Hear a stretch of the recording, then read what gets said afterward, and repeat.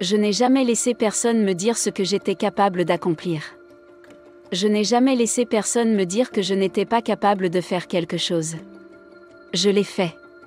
Si vous voulez accomplir quelque chose, ou faire quelque chose que beaucoup de gens pensent difficile à accomplir, vous devez mettre tous vos œufs dans le même panier.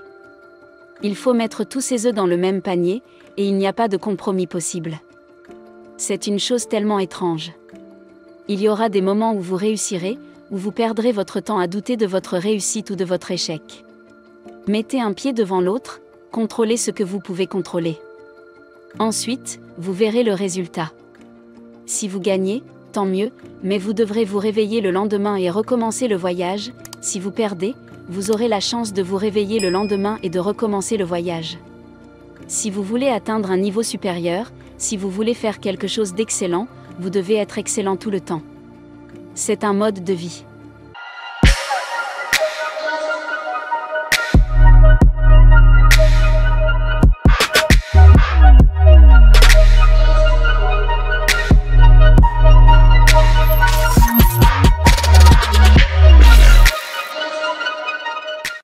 Il ne s'agit pas simplement de se présenter le lundi, les excellents ne fonctionnent pas de cette manière.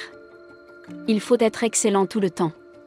C'est ainsi que l'on crée des habitudes, l'excellence devient une habitude. Et le fait est que j'essaie toujours de m'améliorer. Ils nous ont montré qu'il fallait se donner à fond et réussir sur le plan académique, mais qu'en athlétisme, il fallait y aller à la lumière du laser. Ainsi, vous pouvez faire quelque chose qui vous permet d'acquérir une certaine force mentale, de traverser une période très difficile. Quel que soit le cas. Pour moi, vous pouvez emmener votre esprit quelque part. Concentrez-vous sur cet autre point où la chose qui vous dérangeait n'est rien d'autre que la compétition. Ma mission est de détruire. Quand je joue contre quelqu'un et qu'on s'aligne pour me garder, mon but est de vous faire reconsidérer votre choix de vie de jouer au basketball. Que vous vous dites en fin de compte, ce n'est peut-être pas pour moi. Ma mission, c'est comment puis-je trouver mentalement des moyens de briser la glace? Comment puis-je te montrer ça? Je veux que vous reconsidériez votre vie professionnelle. Je suis ici pour démoraliser et dominer la personne que j'ai l'intention d'affronter. Vous savez, ma mentalité à chaque match est d'anéantir ce type. Je n'ai pas été surpris lorsque j'ai marqué des points. Cela peut paraître fou. Mais vraiment, je n'étais pas mon coup. Ne commencez pas un jeu de jambes aiguisé par le conditionnement, ou l'affûtage. Cet été-là, j'ai passé beaucoup de temps sur la piste. Toute la journée, la chose la plus importante, je pense, les joueurs qui viennent après moi un peu de compréhension, ces choses sont possibles. Il ne faut jamais limiter son imagination. Comment pouvons-nous inspirer les gens si nous continuons à leur donner ce qu'ils croient possible? Ce n'est pas vraiment une source d'inspiration. Je pense donc que la chose la plus importante, que j'aimerais est que la prochaine génération d'athlètes prenne le plus grand visage possible. Parce que nous avons tous des rêves. Il est parfois très effrayant d'accepter le rêve que l'on a, et encore plus effrayant de dire « D'accord, pourquoi ?» Parce que vous avez peur de vous sentir mal si vous y mettez tout votre cœur et toute votre âme et que vous échouez. Alors, douloureux, sans peur, c'est se mettre en avant, pas pour quelqu'un d'autre. Mais pour vous-même.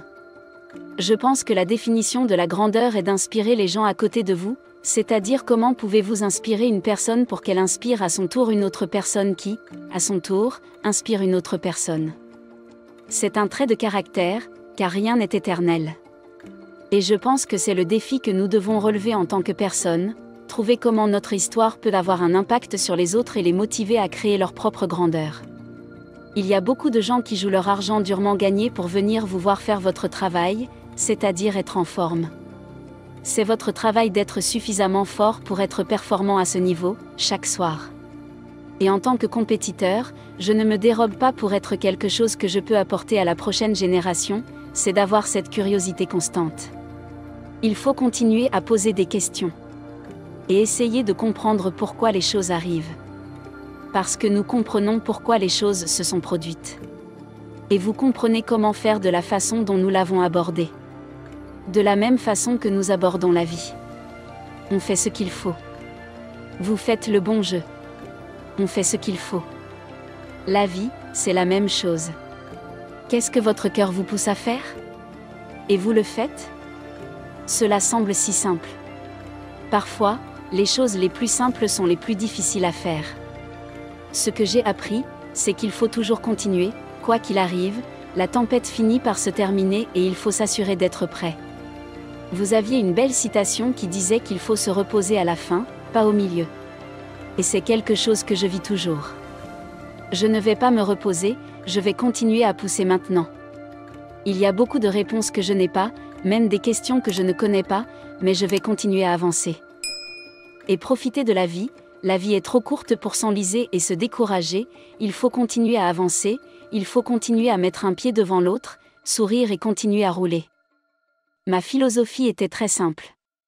Je me suis promis de travailler dur chaque jour pour ne pas avoir de regrets lorsque je prendrai ma retraite. La chose la plus importante pour moi était de ne rien négliger et de m'améliorer chaque jour. Et si je vis de cette façon, il ne faut pas avoir autre chose. Il faut vivre sa vie en s'améliorant chaque jour. Le vôtre est de savoir comment vous négociez et comment vous parlez de l'aspect mental des pensées qui se produisent dans votre esprit. Vous allez vous retrouver dans une situation de concurrence, où vous êtes confronté à un délai serré. Beaucoup d'entre vous se disent « D'accord, je ne le ferai pas ». Ou bien je vais devoir sortir un mardi matin pour traquer les fouineurs.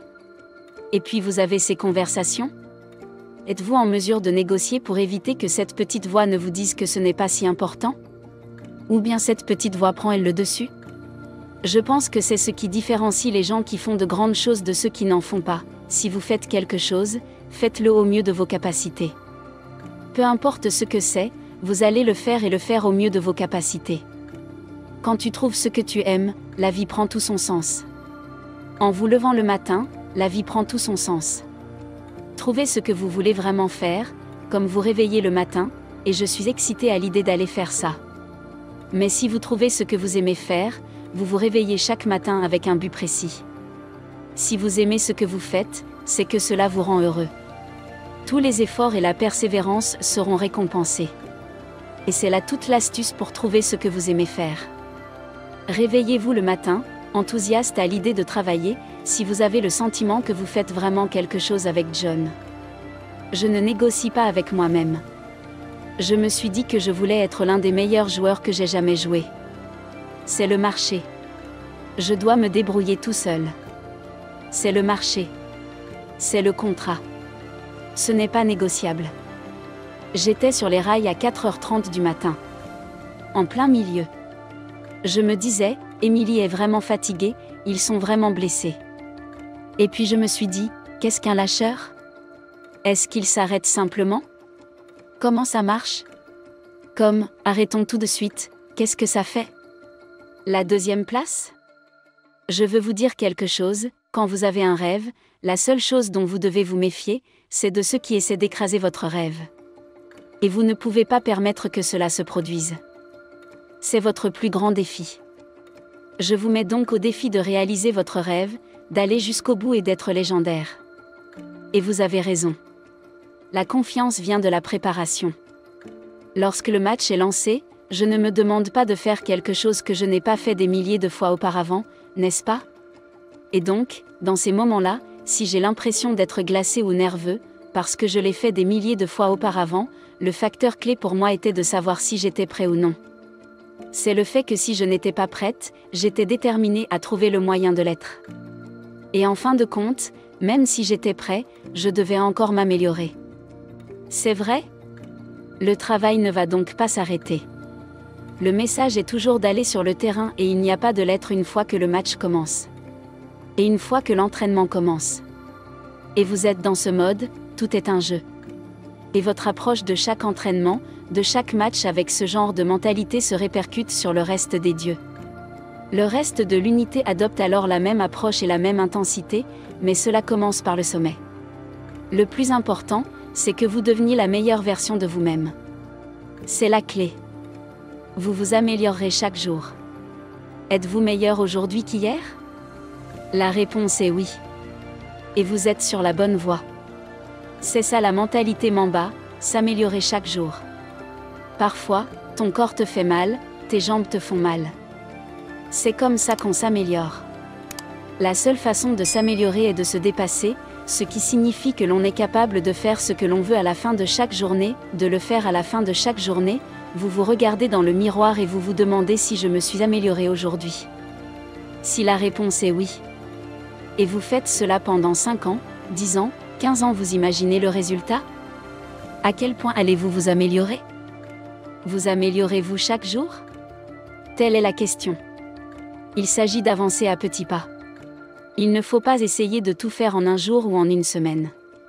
L'année Wayne, c'est le processus qui consiste à s'améliorer chaque jour et à faire cela pendant plusieurs années.